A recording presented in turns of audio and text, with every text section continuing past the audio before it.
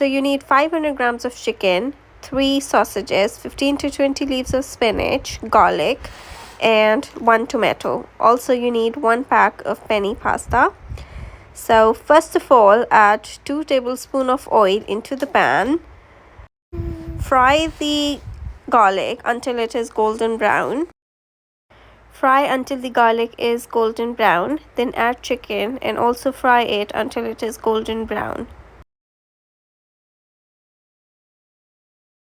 Now, as you can see that the chicken has been fried enough, so now you will add half teaspoon of salt, half teaspoon of black pepper,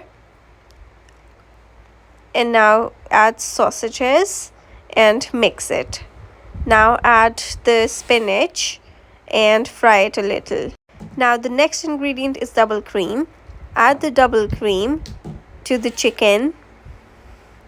Now add 1 teaspoon of salt, 1 teaspoon of black pepper, and 1 teaspoon of white pepper. These are the ingredients, as you can see.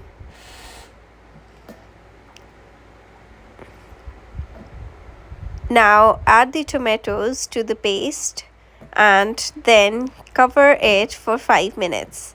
Now after 5 minutes, open the lid and you can see that it has been cooked properly. Now this is the boiled penne pasta.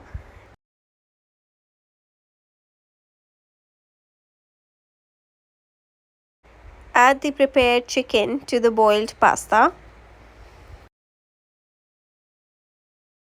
Mix it really well.